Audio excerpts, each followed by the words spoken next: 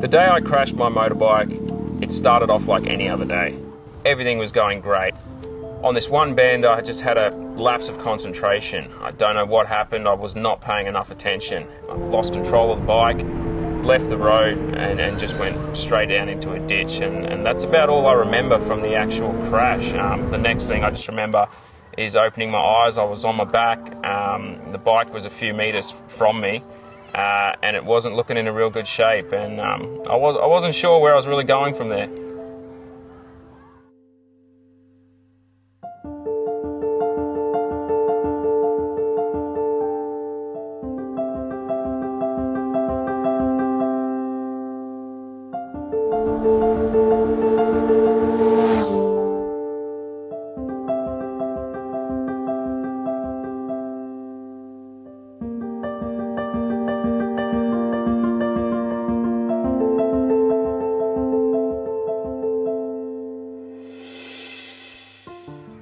I got into riding bikes in 2004.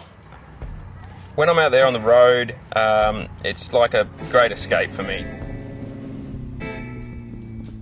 Everything, any troubles of the week, anything I've had in my mind previously to that moment, it's just kind of put to another place. I'm out there, the road's in front of me, everything just couldn't come together better.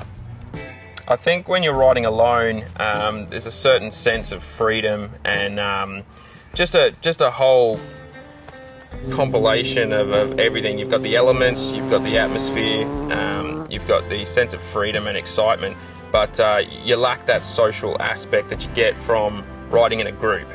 There's the stops to people getting food, fueling up, the conversation, the jokes, and the fun you're just all having together on the road.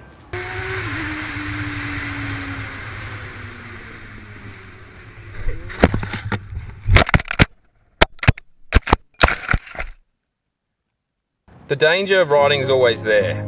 It's something that every rider has to accept when they get their motorbike license. If you don't accept that risk, then you're really just being ignorant. It is always there. The adrenaline you feel when you're out on the motorbike, I can't really explain it. There's an old saying I like, 4 wheels move the body, 2 wheels move the soul. And I couldn't agree with that more.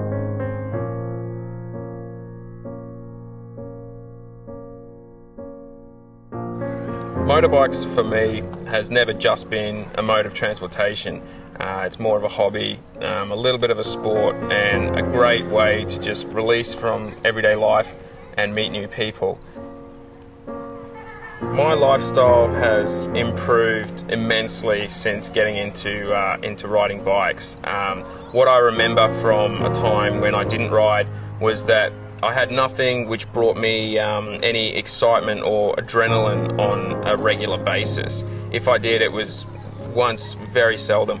Now I can go to work each week, I can look forward to the weekend. I've got something which brings me huge excitement and a lot of pleasure, and I think everyone needs that in their life at some level. At the time of the crash, there was so much going through my mind.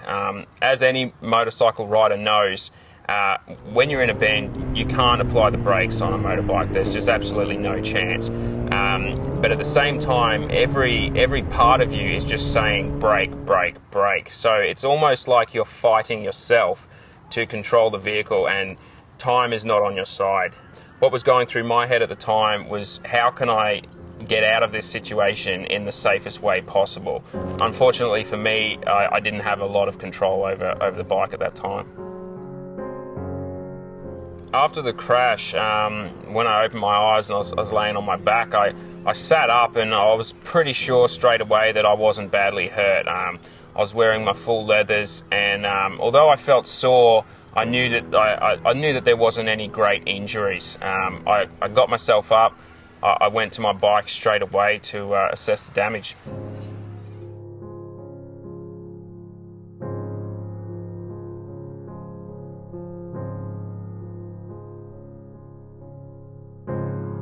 Motorcycle riders need almost a ninja-like reflex action. a split second can mean the difference between life or death. If I could give some advice to new riders who are thinking about getting into motorbikes in general, I would say that take your time with it, accept the risks, really acknowledge the risk, because the more you acknowledge the risks, the safer you're going to ride, and that's really important. That is the most important thing. If you're thinking of getting into motorbikes, know that you can lose your life in the process, but don't let it affect your ride and what you enjoy doing. I loved it, and ever since I got into it, it's been amazing.